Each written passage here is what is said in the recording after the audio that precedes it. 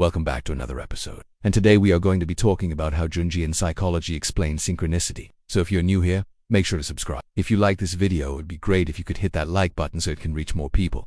And let's get into it. Okay, so last week we talked about what synchronicity is, right? We talked about the definition, and we also talked about some of the things that aren't synchronicity. And in this episode, we're going to talk about how Jungian psychology explains synchronicity. But before we do that, I want us to just spend a minute or two contemplating what synchronicity actually is. I want you to think of an experience where you felt like something just kind of happened at the perfect time. Maybe someone was thinking about you and then they called you at that exact moment. Maybe you were thinking about someone and then you saw them and they waved to you and smiled. Maybe you were thinking about something and then a song came on that reminded you of that thing. Whatever it is, just think of a moment where you felt like there was a connection between your thoughts and the outside world. You felt like maybe you had a little bit of influence over the outside world just by thinking of something. It was like, oh my God, that's crazy. That's so interesting. Just think of a moment like that. And if you have trouble coming up with a moment like that, I would suggest watching episode 7 again, where we talked about signs versus synchronicity, because most of the things that we usually take for signs are actually synchronicity. Okay, so maybe you've got a moment in mind. Maybe you don't.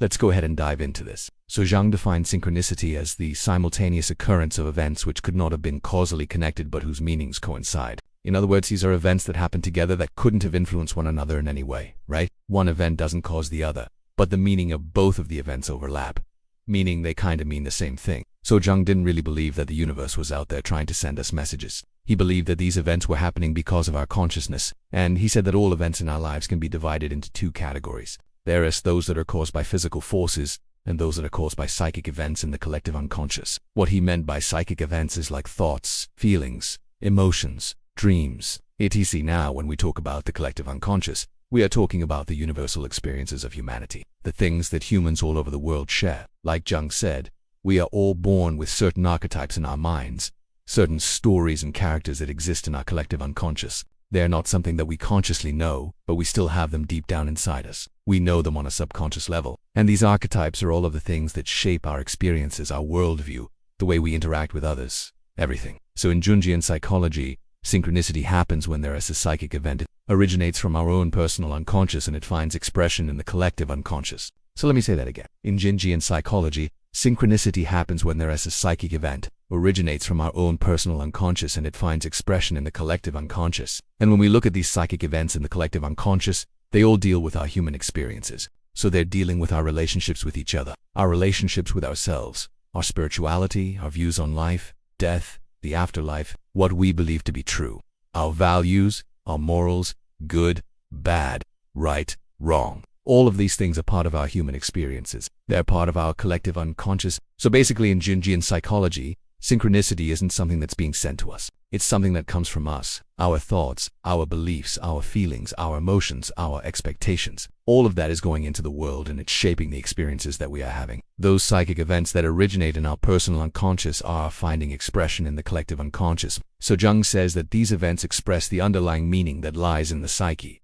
The idea that our thoughts and emotions always correspond to outer events. This is why Jung believed that synchronicity wasn't just random, it was meaningful. Everything that we experience has some sort of meaning behind it. We just have to figure out what that meaning is. So in Jungian psychology, we don't look at the universe as being out there trying to give us messages. Instead, we look at it as our thoughts and our feelings are what is creating these events in our life. So let us say that you're feeling depressed and sad and then you start noticing that everything is just going wrong. Everything seems to be terrible. The weather is horrible. People are treating you badly.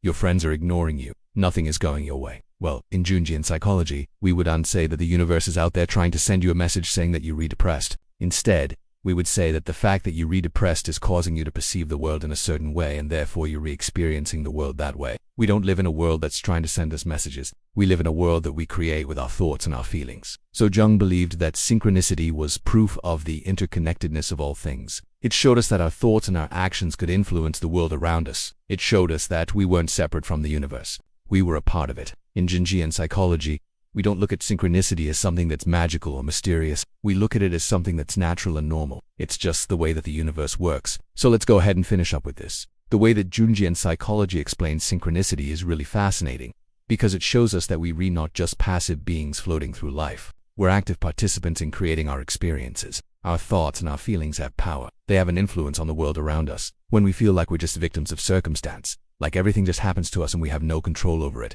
it can be really disappointing. But Jungian psychology shows us that we're not just victims of circumstance, we're creators of circumstance. When we start to realize this, it gives us the power to change our lives. It gives us the ability to create the experiences that we want. So next time you experience synchronicity, remember that it's not just a coincidence. It's not just something that happened by chance.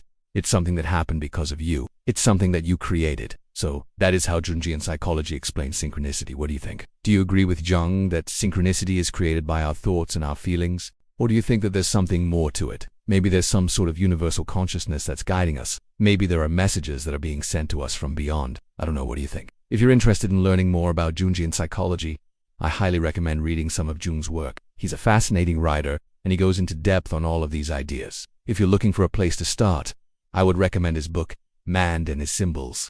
It has a great introduction to Jungian psychology, and it covers many of the topics that we've been discussing in this series. If you enjoyed this video, please don't forget to like it, and make sure to subscribe if you haven't already. Thank you so much for watching, and I will see you next week.